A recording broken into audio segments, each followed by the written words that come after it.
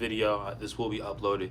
But as you guys can tell by the title, how to overcome your bad habits, easy method. This is what I use. I've had a bunch of different kind of bad habits, on and off, broke them, and I learned a certain easy system to break bad habits. Once you break bad habits, bro, your life, you take your power back, man. When nothing can control you, when you're not being controlled by a fleshly desire, you're able to overcome things. Life starts to pick up. You get more discipline in all areas of your life, and it's amazing. If you guys stay to the end, I have something special for you guys, so stay to the end, watch the end, hit that like, subscribe button. So you have to first identify what is the reasoning that's stopping this bad habit. How's it affecting you? Really get to the pain of it. Once you find out how it's really affecting you, say, for example, you masturbate, you watch them dirty sites.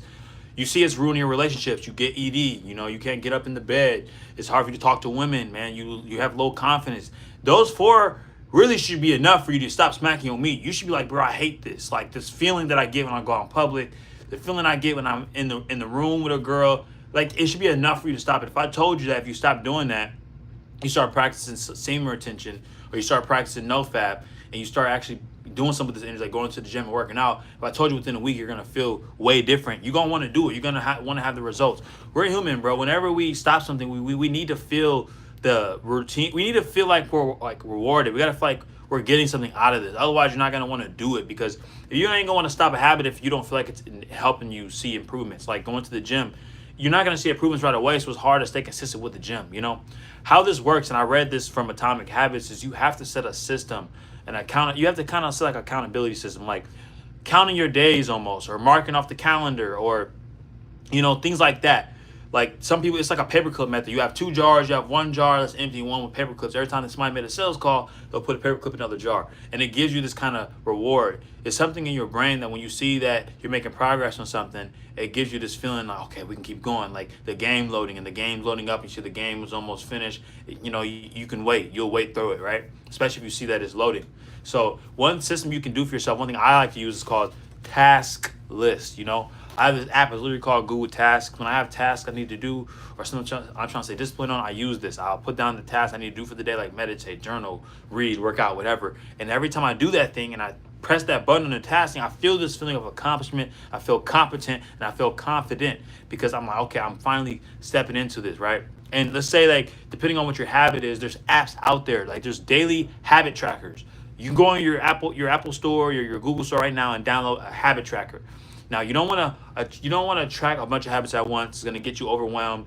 A lot of people don't like habit tracking or anything when it comes to tracking your weight, is because you already have to break in one habit. You don't have to start another habit, which is tracking. So you can do automated tracking, which is getting a habit tracker app, mark the day that you did it, and just go and let it go, and put like, hey, every once a week check this tracker, right? And when you do that, it's a lot easier because it's automated, so you can track your progress. You track if in the beginning of the week you weighed 195 and you check it again next Monday, you weigh 190. You feel motivated to keep going to the gym because you lost 5 pounds. This is how it works when it comes to breaking habits or building new ones, right? So this is what I did. I use habit tracker apps, bro. When I couldn't stop like watching those dirty sites, or I couldn't stop smoking, right? Or drinking all the time, I'll set like a goal for myself. For me, what I like to do is I'll do like 30-day challenges, 60-day challenges, and every day just crossing it off the calendar is just giving that motivation to keep going. Like let's say you're already 5 days in from stopping smoking, right? And you look at the 6th day, like, man, like I've already made it 5 days. You might think like, man, I guess I could break it now. Like it's not like I've went 5 days. That's probably good enough as far as I've ever went. But you look at like, man, that empty day, do I really want to have that day empty and I've already had a good streak? Well, let me just cross it off. Boom. And you don't smoke. And you eventually it becomes a habit. After 30 days, you have that new habit. You're going to think differently. You're going to move differently. And overall, you're going to attract differently. So when it comes to habits, you need to track these things. When you track your habits, this is when you're going to start to see things flow to you. Because bad habits are the one thing that's holding you back. It's like the block in the dam between your blessings and where you are right here. Those habits are stopping it because your blessings are trying to come, but there's things distracting your mind. Now, bro, sometimes it don't even be you having to stop things. It just fully or forever. It's like, that's what it is. It'd be the thought that you have to fully stop this thing forever. Oh, I gotta fully stop smoking weed. I can never drink a liquor again, or I can never have sex again, whatever. It's all about moderation. Everything is, bro. So if you find that something's taking control of your life, or you find yourself desiring it when you're just bored, that's how you know it's a habit, and you have to break it. So when you go 30 days without this thing, you reset your mind. And if you do choose to get back involved in whatever this is, you have more control over it. Just don't let yourself get back in that hole. And if you find yourself to be a more overindulgent type of person like myself, tend to stay away from it. Like just at that point, you're gonna need to fall back into it. Or if you are confident that you keep the promise with yourself over those 30 days, you've been keeping the promise with yourself. So maybe you can drink in moderation, or not go on benders, or not smoke every day, or not masturbate. Right? You get to build that confidence with yourself. You build that relationship with yourself, and that's what's extremely important. Building the confidence and the relationship with yourself. You have to build that in your brain, like, man, I know that I can break this. I know that this won't hold me back. I know. And every time you tell yourself you're gonna do something, you do it. In 30 days, bro, you're not gonna be scared to break these things. You're not gonna be scared to not get up early, because you know you're gonna do it, because you've been keeping the promises with yourself. The relationship with yourself is extremely important when it comes to breaking habits and building good ones. If you don't trust that you can do something, you're never going to be able to tap into that version of yourself. Because one thing I learned about substances or temptations, they're not real. It's all in your mind. You think that you need this thing, so you have to switch your perspective, right?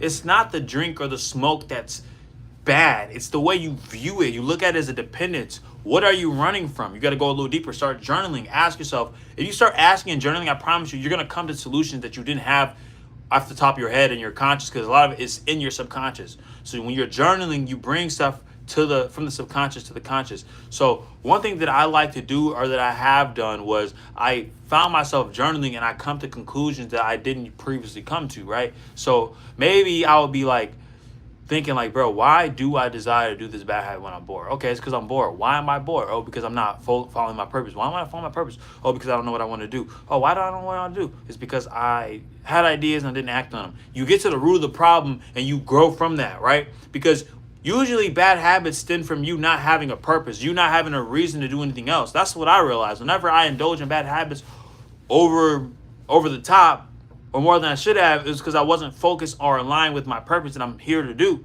The more that I'm tapped in with my purpose and I'm following my passion, I'm doing what I'm put here to do with God, which is giving you guys messages, I less desire those things. Those things don't bring light to me as they did. I feel like they were crutches for the moment of the version I was at to get me through that time. So you got to understand, sometimes you're in a season where these habits are helping you sustain your sanity and help you get past these tough times to get there. But you don't want to get caught in that mindset of thinking that, okay, this is just helping me as a crutch, because whenever something bad happens, you're going to revert back to that. So how do you not revert back to those bad habits when times get tough? You got to remember that negative feeling you get with that habit, all right? Sometimes you don't feel great after doing something. Man, you get immediate gratification in the present moment with bad habits, but you get immediate gratification later with good habits. So you have to pick your poison, and it really comes down to understanding what your Y factor is, what is really beneficial towards you. Everybody has different benefits, everybody has different visions, and everybody's going in different places, right? If you're trying to save more money, then maybe you not reading is not the problem. Maybe, well, I have a problem with watching too many TV shows or whatever. If you're trying to save money, then maybe it's not the TV shows. Maybe it's what you're spending your money on. Food, weed, clothes, whatever it might be. Another thing you can do is you can add to like a savings account, or put money away for every time you don't buy that cigarette, or every time you don't buy that weed, or every time you don't watch that video.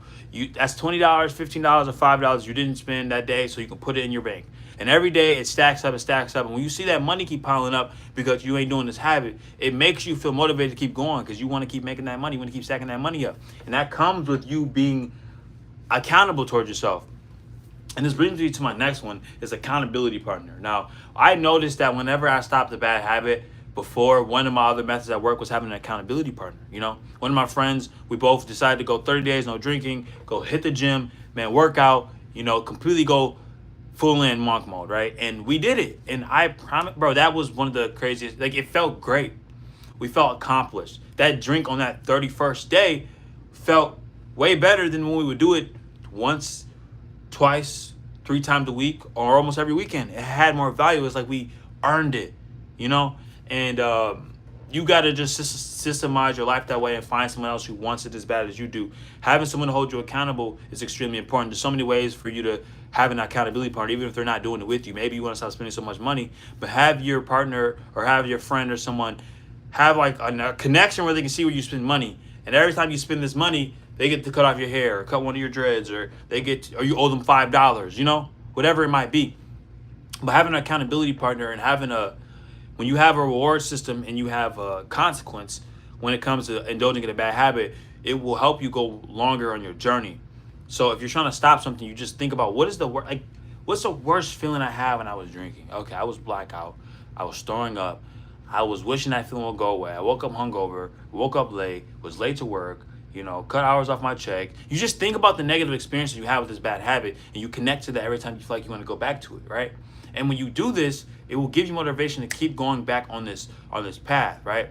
Now, going back to accountability, if you guys need someone to help you hold you accountable, which is something I needed that helped me, is having a mentor, and that's what I am for you. So if you guys want a mentor, you need someone to hold you accountable, comment down below Mindset or DM me on Instagram or something, Mindset, and we can hop on a call and I can help you get to your goals and help you break these bad habits. This is what I'm here for, Outcomes Gang. If this has resonated with you, I need you to hit that like, subscribe button, share this video with somebody it will be beneficial towards, because this will change your life. I'm here for you guys. Other than that, I'll see you guys next live or the next video. Peace.